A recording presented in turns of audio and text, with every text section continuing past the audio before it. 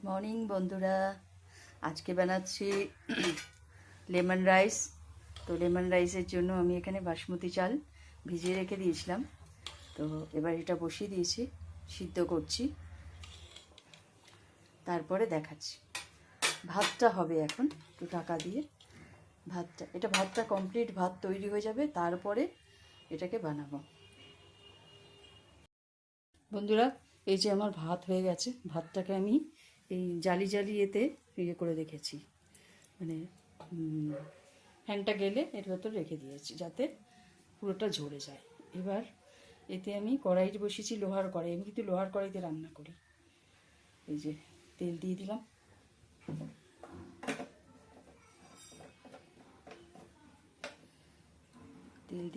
তেলটা গরম হোক।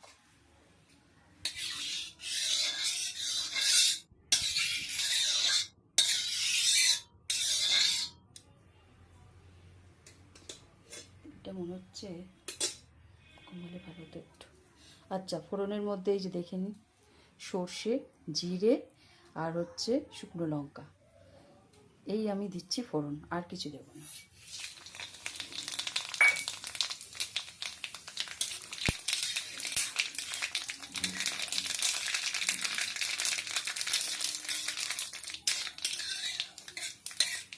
সাদা তেল ব্যবহার করলাম।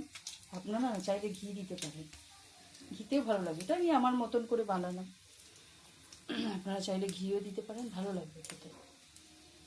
আচ্ছা, এটা হয়ে গেছে এটা। এবার আমি দিয়ে দেবো এর ভেতরে একটু হলুদ।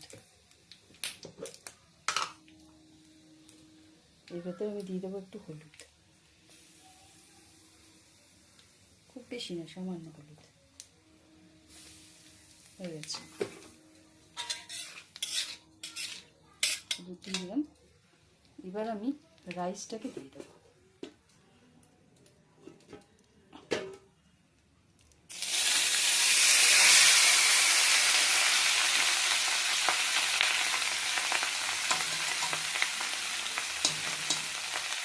এটা খুব সিম্পল, কিন্তু খেতে এত ভালো লাগে, দারুণ লাগে খেতে। কালারটা ভীষণ সুন্দর আছে।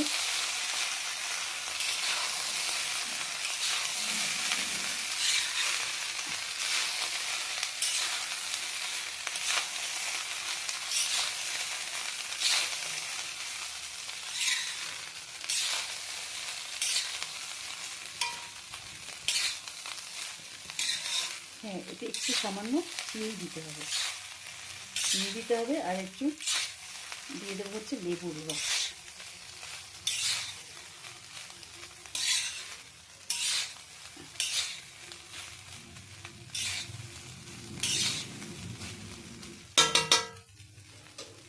লেবুর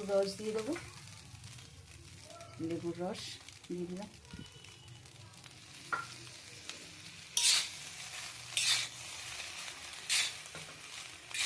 মিষ্টি গন্ধ আসে।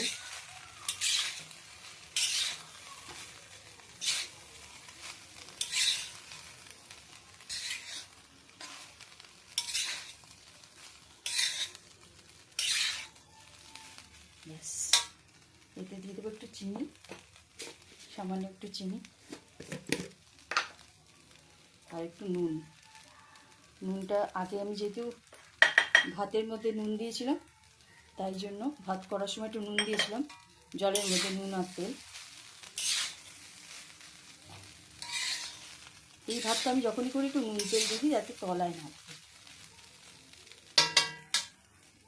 এবার দিয়ে দেবো একটু চিনি, সামান্য চিনি, জাস্ট না দেওয়ার মতো একটু চিনি দেবো। এটা আপনি সব কিছুতে খেতে পারবেন, মাংস মানে চিকেন খেতে পারবেন, পনির খেতে পারবেন, সব কিছুর সাথে এটা খেতে পারবেন, খুব ভালো লাগে। আর দিয়ে দেবো এতে একটু কারি পাতা।